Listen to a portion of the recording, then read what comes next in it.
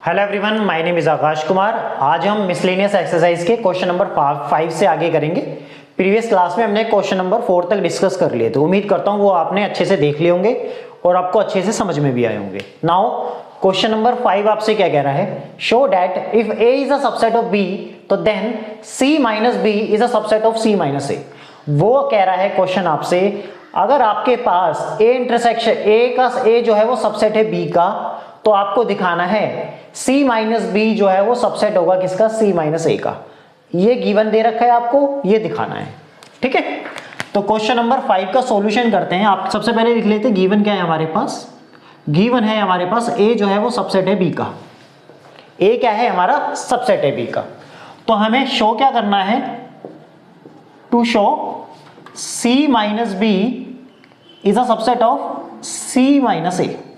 ये दिखाना है हमें कि C माइनस बी जो है वो मेरा सबसेट होना चाहिए इसका, C माइनस A का। ये चीज मेरी सबसेट होनी चाहिए।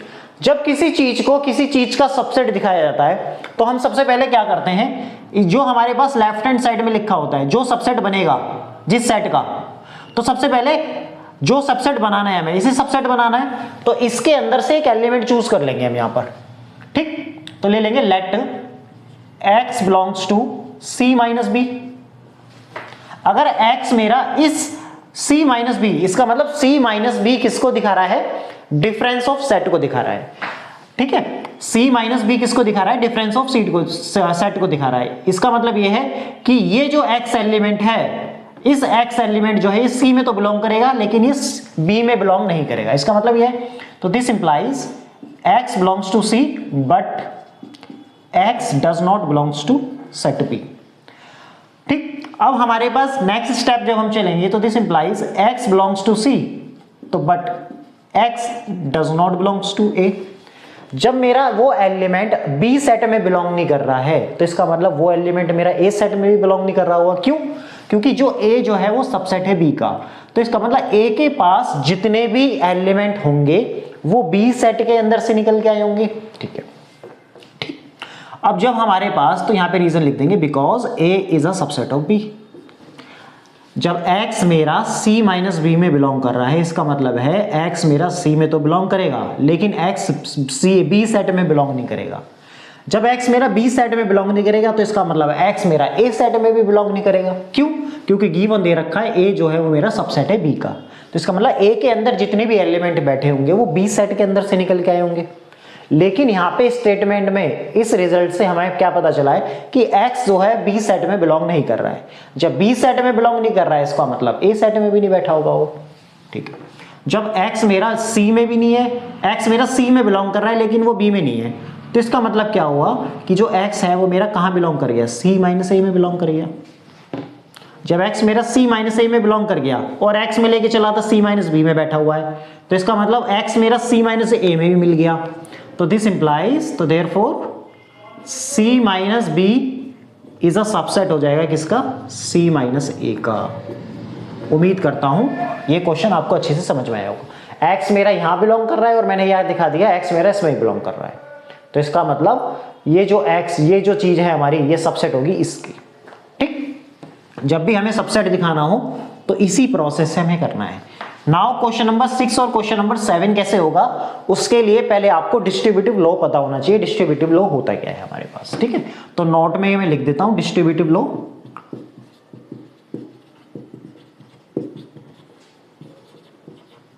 डिस्ट्रीब्यूटिव लॉ क्या है हमारे पास, कोई भी मेरे पास 3 सेट दे रखे होंगे A, B और C।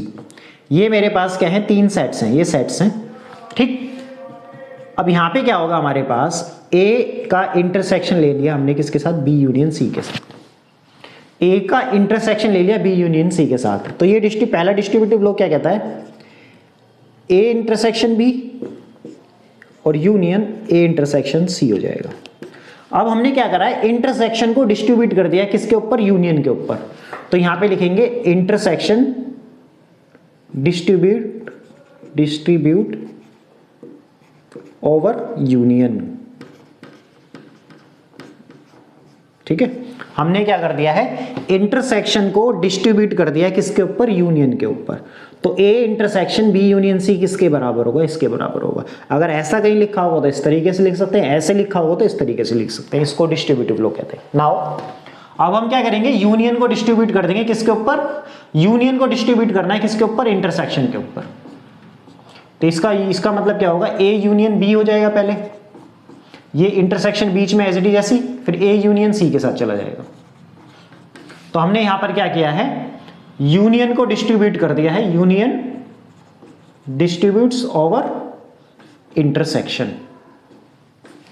तो मैंने क्या किया, यूनियन को डिस्ट्रीब्यूट कर दिया किसके ऊपर, इंटरसेक्शन के ऊपर। उम्मीद करता हूं ये डिस्ट्रीब्यूटिव लॉ आपको अच्छे से समझ में आया हो।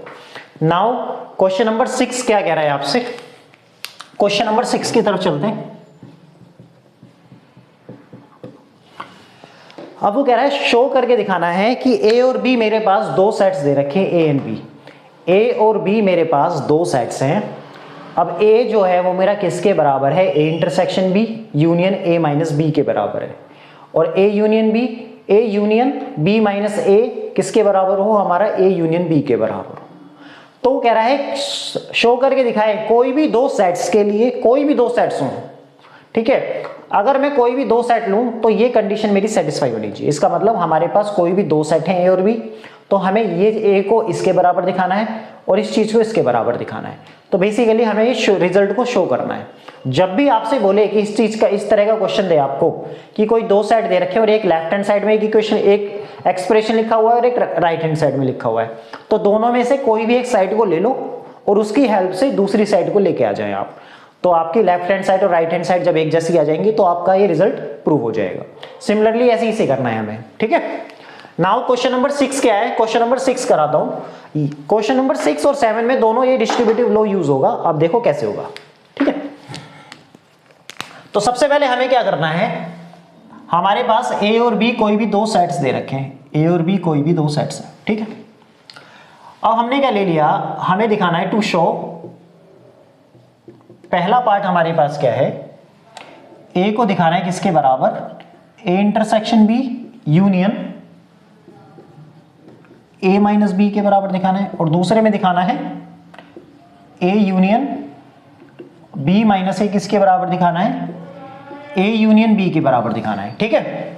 अब हम करते हैं पहले वाले रिजल्ट को ले लेता हूं। पहले वाले रिजल्ट में मैंने क्या ले ली, taking right hand side, right hand side ले ली मैंने पहले वाले रिजल्ट में। राइट हैंड साइड किसके बराबर है मेरी, ए इंटरसेक्शन बी का यूनियन ए माइनस बी के बराबर है। अब मेरे पास मैं वेन डायग्राम से आपको समझाता हूं। देखो अब ये a माइनस बी अगर यहां पे लिखा हुआ है, इसको मैं रिप्लेस कर देता हूं, क्योंकि a इंटरसेक्शन b को मैं जो हमारे पास फॉर्मूले उसकी हेल्प से मैं कर सकता हूं। तो मेरे पास देखो इस तरीके से ये a सेट हो गया, ये b सेट हो गया। अगर मैं देखूं तो a माइनस बी बेसिकली है क्या मेरे पास, a माइनस बी ये रीजन है मेरे पास, ये वाला रीजन क्या है, a माइनस बी का रीजन है। अब ये बीच वाला रीजन है a इंटरसेक्शन b का रीजन है। अब ये वाला रीजन देखा जाए, ये वाला b माइनस ए को दिखा रहा है, इस तरीके से दिखा रहा है हमारे पास, ठीक है। अगर मैं किसकी बात करूं, b के कॉम्प्लीमेंट की बात करूं, तो b का कॉम्प्लीमेंट भी मेरा यही रीजन होगा, इतना ये जो रीजन होगा, ये वाला रीजन b का कॉम्प्लीमेंट ये होगा। a माइनस बी वाला रीजन जो होगा ये b का कॉम्प्लीमेंट होगा नहीं होगा, b का कॉम्प्लीमेंट बेसिकली है क्या, यहां पर ये होगा हमारे पास, ठीक। अगर a माइनस बी को मैं इस तरीके से भी लिख सकता हूं कि उसका a का इंटरसेक्शन लिया जा रहा है किसके साथ, b कॉम्प्लीमेंट के साथ। अगर मैं a का इंटरसेक्शन ले दूं b कॉम्प्लीमेंट के साथ, तो वो a माइनस बी को ही तो रिप्रेजेंट कर रहा होगा, ठीक है। अब a का इंटरसेक्शन b कॉम्प्लीमेंट के साथ ले लिया जाए, ठीक। b कॉम्प्लीमेंट का अगर मैं रीजन पूछूं, ये b का कॉम्प्लीमेंट, ये तो b सेट है, b का कॉम्प्लीमेंट पूरा, सॉरी ये वाला रीजन आ जाएगा पूरा का पूरा, ये b का कॉम्प्लीमेंट आ जाएगा, ये वाला। अब उसका अगर मैं a के साथ इंटरसेक्शन ले लूं, a का इंटरसेक्शन b के कॉम्प्लीमेंट के साथ ले लिया जाए, तो यही तो रीजन होगा। ये रीजन किसको रिप्रेजेंट कर रहा है, a माइनस बी को। तो इसका मतलब a माइनस बी मेरा a इंटरसेक्शन b के कॉम्प्लीमेंट के बराबर होगा, a माइनस बी मेरा a इंटरसेक्शन b के कॉम्प्लीमेंट के बराबर होगा नहीं होगा, ठीक है। अब हमारे पास तो इसी की हेल्प से इस रिजल्ट की हेल्प से मैं इसको प्रूफ कर लूंगा। नाउ अब ए इंटरसेक्शन बी का यूनियन ए माइनस बी के बराबर है, तो ये किसके बराबर हो जाएगा? ए इंटरसेक्शन बी का यूनियन किसके बराबर? ए माइनस बी की जगह मैं ये रिजल्ट यूज कर सकता हूं, ए इंटरसेक्शन बी का कॉम्प्लीमेंट। अब हमारा क्या हुआ है? इंटरसेक्शन डिस्ट्रीब्यूट हो गया ओवर यूनियन। तो इंटरसेक्शन डिस्ट्रीब्यूट हो गया ओवर यूनियन, तो इसका मतलब A intersection B, A intersection B, A intersection C, A intersection C, इस तरीके से लिखा हुआ है। तो डिस्ट्रीब्यूटिव लॉ का इस्तेमाल करके मैं कैसे लिख सकता हूं इसको? ए इंटरसेक्शन बी का यूनियन बी के कॉम्प्लीमेंट के साथ। तो यहां पे क्या आ जाएगा? Bye distributive law. Distributive law से मैंने कर दिया। अब ए का इंटरसेक्शन लेना है किसके साथ? बी यूनियन बी के कॉम्प्लीमेंट के साथ, ठीक है। अब मेरे पास क्या है? बी ये रहा और बी का कॉम्प्लीमेंट ये हो गया, तो इसका मतलब ए का इंटरसेक्शन ये किसको रिप्रेजेंट करेगा? यूनिवर्सल सेट को रिप्रेजेंट करेगा। बी सेट ये रहा, बी सेट, ये पूरा बी सेट बैठा हुआ है ये वाला। अब बी का कॉम्प्लीमेंट का पूरा रीजन ये बाहर वाला था, तो इसका मतलब बी का कॉम्प्लीमेंट ये रीजन है पूरा। अब बी का जैसे हमारे पास, जैसे मैं इसको अलग दिखा देता हूं आपको, ये हमारे पास हो गया बी सेट, तो बी का कॉम्प्लीमेंट ये रीजन हो गया ना।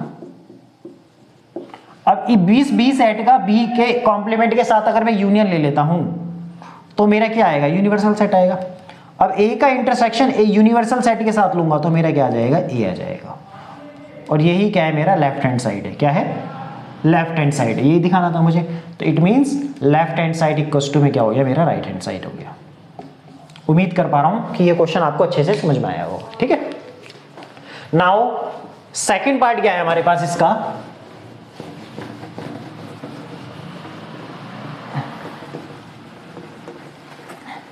सेकंड पार्ट क्या है हमारे पास? अब हमारे पास इसका सेकंड पार्ट है। हमने यहां पे क्या ले लिया? सेकंड पार्ट में लेफ्ट हैंड साइड ले लो, taking left hand side. Left hand side में क्या हो गया? A union B minus A की बात हो रही है। अब इसको मैं आपको वेन डायग्राम से इसको भी समझा देता हूं। मेरे पास ये ए हो गया, ये बी हो गया, ठीक है।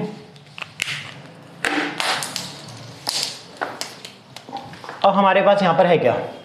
ये ए सेट है, ये बी सेट है, ये दिखा रहा है किसको? ए इंटरसेक्शन बी को।